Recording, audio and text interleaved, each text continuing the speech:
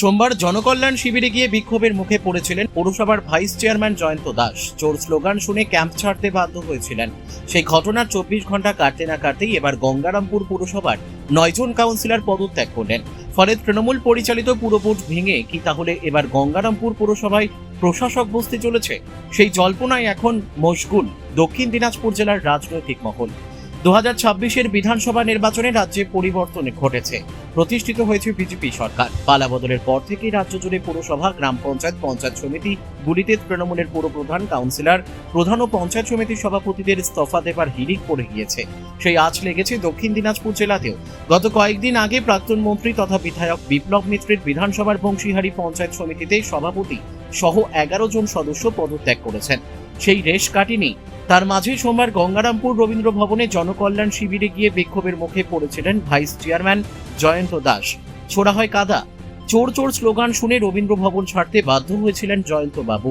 কিন্তু তার 24 ঘন্টা কাটতে না কাটতেই এবার গঙ্গারামপুর পুরসভার 9 জন কাউন্সিলর পদত্যাগ পত্র জমা দিলেন। মঙ্গলবার বেলা 1টা নাগাদ গঙ্গারামপুর পুরসভার 4 নম্বর ওয়ার্ডের কাউন্সিলর মানিক রায়, 8 নম্বর ওয়ার্ডের কাউন্সিলর আশুতোষ ধর, 13 নম্বর ওয়ার্ডের কাউন্সিলর পাপড়ি কর্মকার সাহা ও 17 নম্বর ওয়ার্ডের কাউন্সিলর সুভাষ কুণ্ডু কাউন্সিলর পদ থেকে ইস্তফা দিতে বুনিয়াদ করে গঙ্গারামপুর মহকুমা শাসকের দপ্তরে হাজির হন।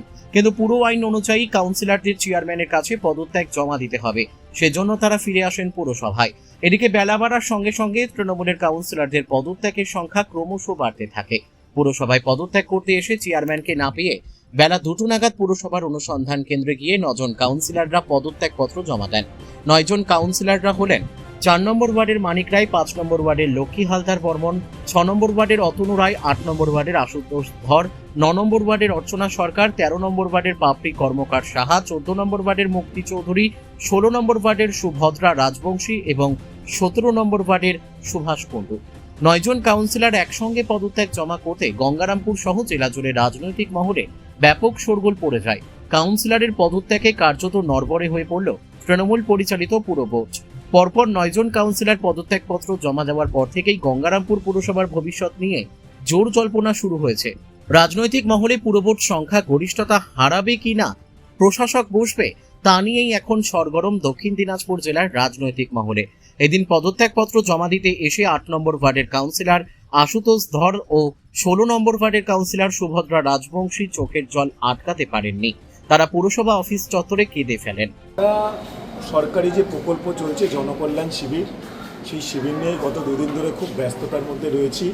গোটা রাজ্য জুড়ে তো চলছেই, সঙ্গে গঙ্গারামপুরে শহরে ব্যাপক সাড়া আমরা 2 দিন ধরে পেয়েছি মানুষের কাছে। তারপরে হঠাৎ করে জানতে পারলাম গঙ্গারামপুর পুরসভায় নাকি যারা রানিং কাউন্সিলর ছিলেন, ছাপ্পা ভোটের কাউন্সিলর, তারা বেশ কয়েকজন এসে নাকি রেজিগনেশন দিয়েছেন, তারা তাদের দায়িত্ব থেকে মুক্ত হতে চেয়েছেন। বিষয়টা ওদের দলীয় বিষয়, কেন তারা চেয়েছেন আসলে গতকাল একটা ঘটনা ঘটেছে, আপনারা হয়তো বিভিন্নভাবে জানতে পেরেছেন। তো ভাইস চেয়ারম্যানকে যখন এই ধরনের ডাক শুনতে হয়েছে বা এই ধরনের অপমানিত হতে হয়েছে, সেক্ষেত্রে এনারা সাধারণ কাউন্সিলর, এনারা তো কেউ ধোয়া তুলসী পাতা নন। এনারা নিজেদের সম্মান বাঁচানোর জন্যই আগেভাগে হয়তো কিছু একটা সেফগার্ড নিলেন। ওনাদের দল আছে, ওনাদের বোর্ড আছে, ওনারা বুঝবেন। এই বিষয়ে আমাদের তেমন কিছু বলার নেই। আগামীতে আমাদের যদি কিছু করার থাকে প্রশাসনিকভাবে এই পৌরসভাটা চলতে তো হবে। কারণ এখন অবধি আমি যা শুনতে পেরেছি 8 জন জমা দিয়েছেন, 1 জন পরলোকগামী হয়েছেন, তো 9 জন তো চলেই গেল। তাহলে এই বোর্ডটা তো আইনতভাবে আর থাকে না। তো আমরাও আইনের সঙ্গে আমাদের দলের সঙ্গে উপর মহলে কথাবার্তা বলবো। এই পৌরসভাকে তো মানুষের কাজটা তো করতে হবে, মানুষের পরিষেবাটাকে তো ব্যাহত করা যাবে না। তো আগামী দিন থেকে কি করে পৌরসভা চলবে তার ব্যবস্থা আইনি যেভাবে চলবে সেভাবে নিতে হবে। বর্তমান সময় পর্যন্ত তাহলে কিভাবে চলবে? তাহলে কি এখন এক্সিকিউটিভ চালাবেন, তারপরে এসডিও সাহেবের কাছে আমরা এটা খবরটা জানাবো এবং এক্সিকিউটিভকেও আমরা বললাম খবরটা এসডিও সাহেবকে জানাতে।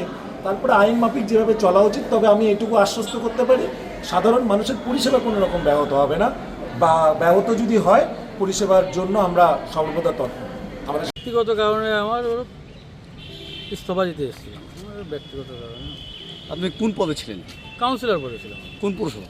গঙ্গারামপুর পৌরসভার 4 নম্বর ওয়ার্ডের কাউন্সিলর মানিক রায়। তো হঠাৎ করে মানে ইস্তফা? আমার একদম সংসার ক্ষেত্রে, কাজের ক্ষেত্রে অনেক রকম ঝামেলা হচ্ছে, অনেক অসুবিধা হচ্ছে। পারিবারিক ক্ষেত্রে, কাজের ক্ষেত্রে কোনো রকম বাইপাসের কোনো রকম কিছু নেই। তো বিষয়টা হচ্ছে যে গতকাল জয়ন্ত দাসকে কাদা ছোড়া হয়েছে, সেটা কি একটা ইফেক্ট পড়েছে আপনাদের উপরে? না, আমাদের উপর সেরকম ইফেক্ট পড়েনি। তো কি ভাবছেন, মানে এখানে তো হলো না? এখানে হলো না, এখন গঙ্গারামপুর পুরসভায় যেতে বললো, যাই গঙ্গারামপুর পুরসভায় দেখি। রাজ্যের পালা বদলের পরে কি আপনারা কন্টিনিউ পৌরসভা যেতেন? হ্যাঁ আমি যেতাম, আমি আগাগোড়াই যাই, এখনও যাই। জনকল্যাণ শিবির সেখানে গেছিলেন কালকে? তা আমি হলো কর্মজীবী মানুষ, কালকে আমার একটা কাজের চাপ ছিল, আমি যেতে পারিনি। যেটা জানা যাচ্ছে যে আপনাদেরকে রাত্রিবেলা কালকে মধ্যরাত্রে ফোন করে প্রেশার দেওয়া হয়েছে যাতে আপনারা সসম্মানে চলে যান পর। না, আমার কাছে ওরকম কোনো ফোন টোন আসেনি। অনেক কাউন্সিলরকেই তো ফোন করা হচ্ছে। না, আমার কাছে ওরকম ফোন টোন বলছেন আপনাদের কাউন্সিলররাই বলছেন। সে এখন কার কাছে কী এসছে আমি জানি না। আজকে কি আপনারা পদত্যাগ দেবেন? হ্যাঁ আমি যাওয়ার জন্য এসেছিলাম, কিন্তু এখানে তো হচ্ছে না, এখন যাই গঙ্গারামপুর। চেয়ারম্যান কি আসেন, কার কাছে দেবেন?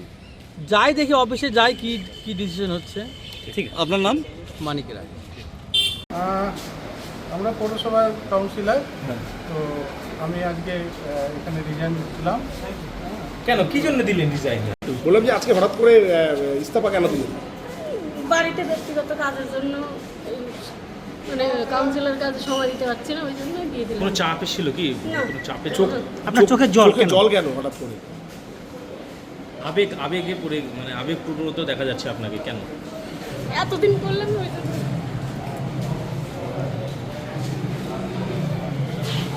গঙ্গারামপুর থেকে অমিত মহন্তের রিপোর্ট, পুলিশ নিউজ।